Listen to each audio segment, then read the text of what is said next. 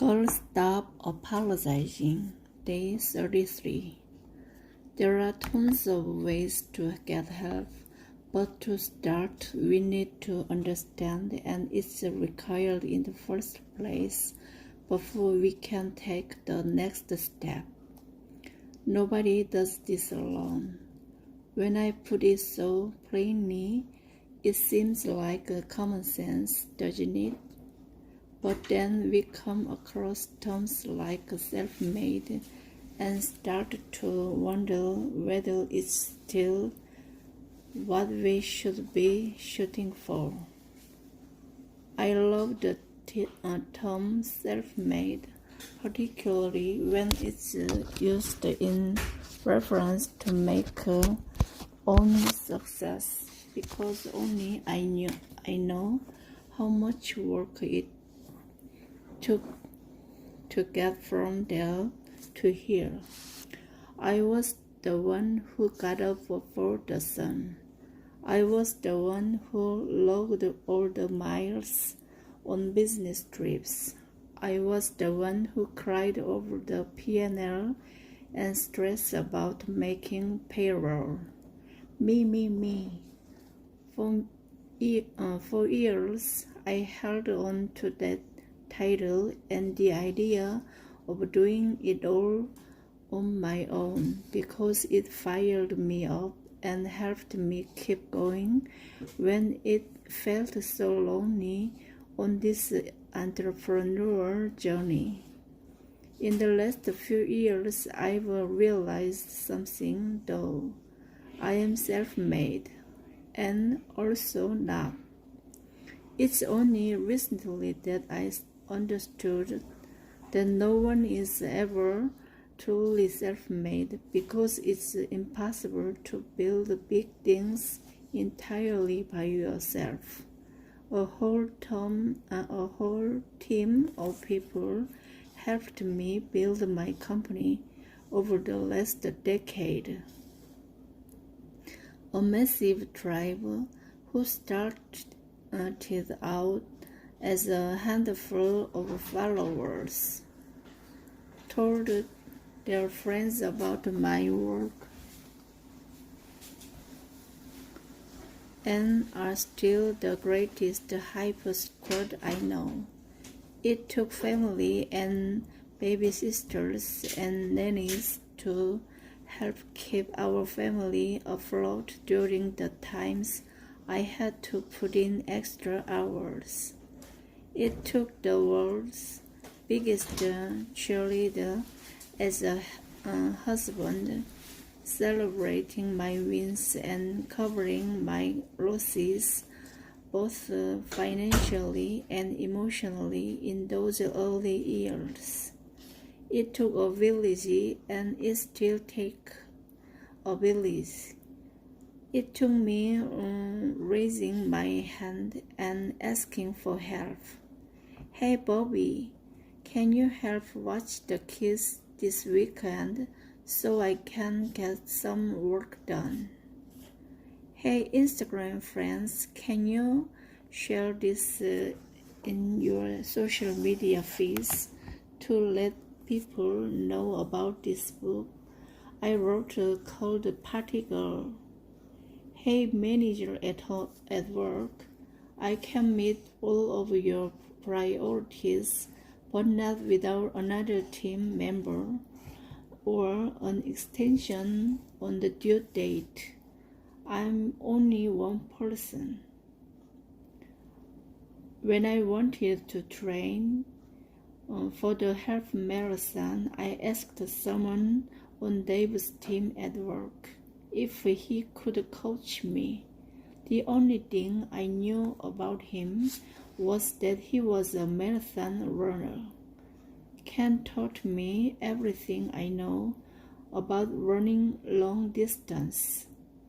When I wanted to write that first book, my mom came to town many weekends and helped with the boys so I could write.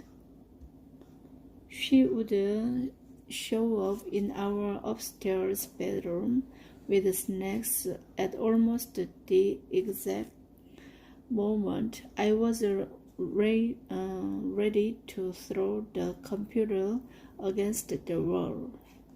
When this company I've built started to scale so big and so fast that I didn't think I could properly run it alone anymore. I swallowed a massive amount of ego and asked my husband for help. Do you know how much pride I had being a female founder and CEO with a high school education? A lot. Do you know how interested I was in admitting to him, to myself, or to you that I couldn't continue to lead the company and lead this tribe simultaneously? Not interested at all.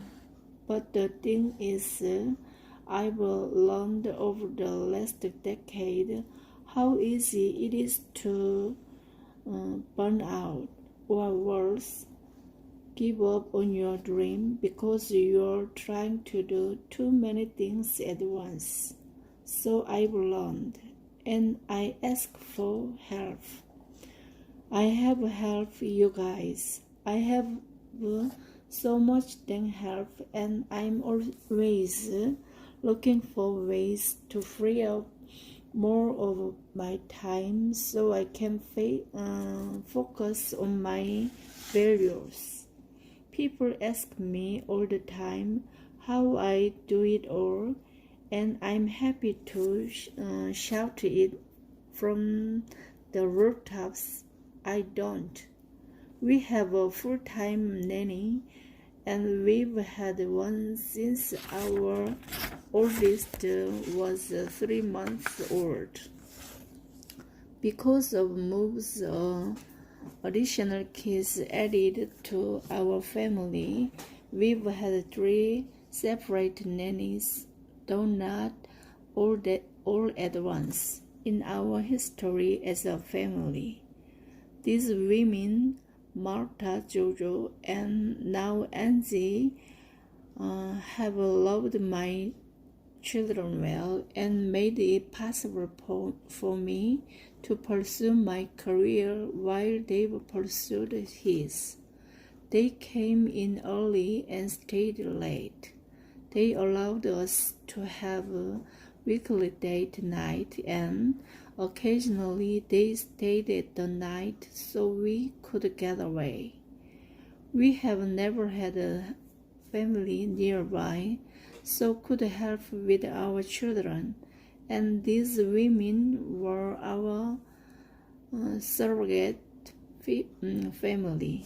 I can imagine how we would have managed without them. 3 years ago, we hired a housekeeper full-time. We talked about and planned for years to get to the place financially where we could afford a full-time housekeeper, and it's the greatest luxury in our life. The more kids we had, the less we wanted to spend our nights and weekends doing laundry and mopping floors. We also craved help with dinners and grocery shopping, and someone who would take our minivan or our mini schnauzer to get washed. I have an assistant at work as well as a team of people at the Hollis Company who support me in my business endeavors. I use a stylist to pick out flattering outfits for me when I go to fancy red carpet events or on TV shows. I use hair and makeup people when I'm going to be on television, and a few times I have had a woman came to my home and give me a spray tan in my bathroom. She had a pop-up tent. I thought it was magical. If this much help seems excessive, I'd challenge you to weigh it against the level of content we've been able to push out into the world over the last 5 years. I wouldn't have been able to do a tenth of this work if I hadn't had help.